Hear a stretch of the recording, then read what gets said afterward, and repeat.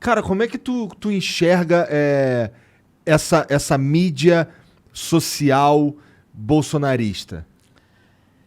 Bom, já foi foco de muitos artigos meus. Tem uma coisa que o eleitor que quer ser atento, que quer entender mais da arena pública, precisa entender que muitas vezes o influenciador de rede social, ele vai usar uma pequena verdade ou algumas pequenas verdades para depois vender um pacote completo carregado de mentiras e desinformação.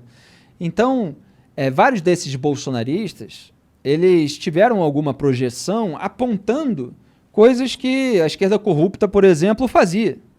Não quer dizer que toda a esquerda fazia aquilo e tal, mas a ala corrupta ali da esquerda fazia. Olha isso e tal, não sei o quê.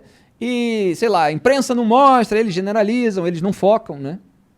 Eu sempre busquei focar, obviamente pode ter tido períodos piores em que você dá uma pancada mais geral, mas você refuta o colunista, você refuta aquela notícia. Eles fazem um ataque geral que é para deslegitimar todas as fontes de informação e eles próprios se tornarem a única fonte fidedigna de informação, que é a fonte oficial daquele grupo político. E, obviamente, as pessoas que se deixam levar por esse tipo de discurso e param de se informar e fazer o seu próprio juízo, o seu próprio filtro, elas acabam sendo intoxicadas com muita propaganda. Então, você tem um chamariz ali de pequenas verdades que atrai, aí você demoniza todo o resto. Qualquer pessoa que em algum momento aponte ali um problema e que estava apontando os outros também é chamado de traidor e tal, como se a pessoa devesse fidelidade àquilo que está errado. E muita gente acaba vivendo depois disso, e até também tem as questões do algoritmo, de rede social e tal. Que ajudam. Que ajudam a turbinar esse radicalismo. Elas acabam entrando nessa bolha. E aí elas acabam muitas vezes, né, como a gente tem visto ser um recurso, acreditando que sempre tem uma verdade por trás. E quem diz a verdade por trás é aquela pessoa da claque do grupo político e tal. É aquela verdade que está sendo omitida por toda a imprensa. E tem muita gente que cai nessas associações rudimentares de ideias, nessas teorias conspiratórias. O apelo delas é a sua simplicidade. E no Brasil a gente tem um problema de uma dificuldade de capacidade de abstração, de você colocar mais variáveis na função. Olha quanto tempo eu dediquei a determinados assuntos que a gente tratou aqui nesse programa, separando elementos, nuances, etc. Aí você pega uma frase feita de qualquer vagabundo ali, às vezes é muito mais cômodo para a pessoa que não quer refletir muito, porque dá trabalho. Dá trabalho se informar, dá trabalho fazer as devidas ponderações, pesar as coisas. Até para entender o que tu fala. Para entender, você entender, necessita um conhecimento prévio de certas coisas, entendeu? Exato. E não é a maioria das pessoas que tem. Então, exato. Isso é um problema que não vai se resolver rapidamente. As pessoas sempre vão estar reféns da própria ignorância. Exato. E, infelizmente, o ser humano ele toma decisões muito mais baseado no instinto próprio do que realmente numa construção lógica grande, formulada de vasto conhecimento. As pessoas olham, se bate com elas e é isso que move elas, entendeu? Exatamente, Monark. E muitas vezes as decisões são tomadas com base numa empatia pessoal e tal, e não numa análise de todos os elementos que estão em jogo.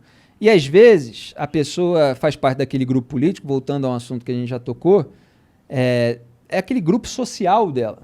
São os amiguinhos dela. Ou às vezes vem de família e tal. E o sujeito, para se desvincular, ele precisa ter uma força psíquica, moral, muito grande. Porque ele vai ser alvo de cara feia, as pessoas vão olhar torto. Se ele começar a falar o contrário daquele grupinho com que ele sempre viveu, as pessoas vão repudiar, falar, você está virando não sei o quê e tal, com aquela linguagem binária, porque o binarismo, o maniqueísmo, que é ou você está com a gente ou você está com eles, a característica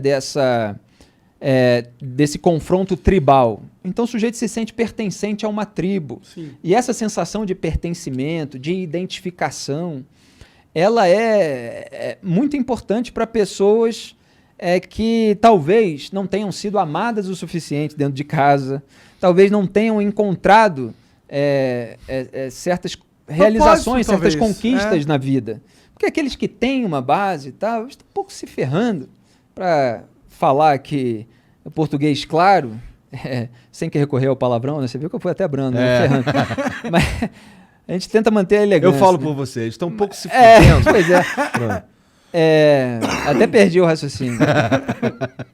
As pessoas que têm essa base amorosa, familiar, amical e tal, estão um pouco se ferrando se um monte de gente vai olhar torto e tal, porque elas estão sendo fidedignas, estão sendo fiéis aos seus princípios, aos seus valores morais e tal, e dormem com a consciência tranquila. Sim.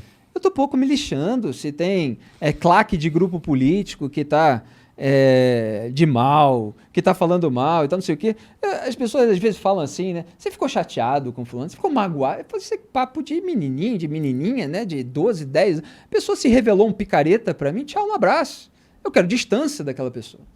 Tem várias pessoas com as quais eu convivi, na minha vida profissional, inclusive, que concluí, né? Porque tem certas coisas que você, às vezes, leva mais tempo, menos tempo, às vezes você conclui rápido e tal.